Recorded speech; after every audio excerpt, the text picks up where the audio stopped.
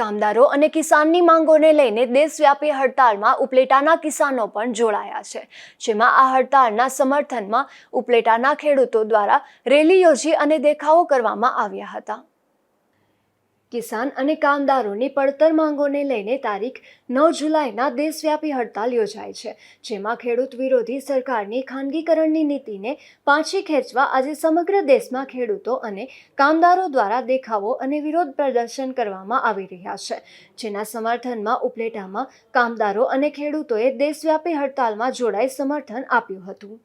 મારું નામ ભીમાભાઈ રબારી, ગામ ઉપલેટા। આજ રોજ ભારતની અંદર જે રાષ્ટ્રવ્યાપી આંદોલન ચાલી રહ્યું છે એના ભાગરૂપે ઉપલેટા તાલુકાની અંદર કિસાન મજદૂર એકતાના ભાગરૂપે આજે જે અમે રેલીનું આયોજન કરેલું હતું અને દેખાવો કાર્યક્રમ કરેલા હતા, કારણ કે હવે જે આજે ભાજપ સરકારની ભ્રષ્ટાચાર અને પૂરેપૂરી ખેડૂત વિરોધી સરકાર હોય તો અમારી માંગણી જ્યાં લગી ન સંતોષાય ત્યાં સુધી આ ખેડૂત વિરોધી સરકાર કોઈ કારણસર ખેડૂતો દવા માફી નથી કરતા। આજે ખેડૂતોનો દીકરો દેવાની અંદર જે ડૂબાઈ ગયો હોય, કર્જા લીધેલા હોય અને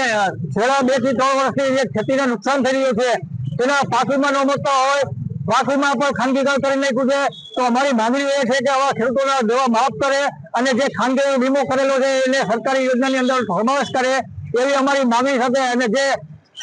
મજદૂરો છે એને કાયમી માટે વેતન મળે, એને રોજગારી મળે, આ હિસાબે અમે ઉપલેટા તાલુકાની અંદર જે કાર્યક્રમ દેખાવો કરેલો હતો એ રાષ્ટ્રની અંદર જે હડતાલ રૂપે છે એ ગુજરાત ઉપલેટા તાલુકાની અંદર પણ અમે જે દેખાવો કરેલો અને સરકાર અમારી માંગણી સંતોષે એવી ઈચ્છા વ્યક્ત કરી રહ્યા છીએ।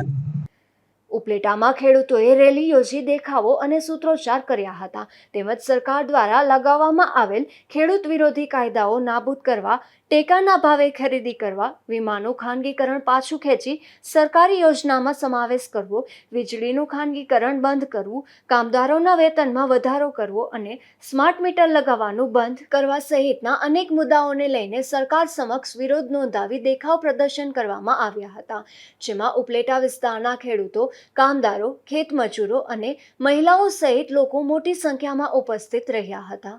સરફરાઝ કોરી, ગુજરાત ન્યૂઝ, ઉપલેટા।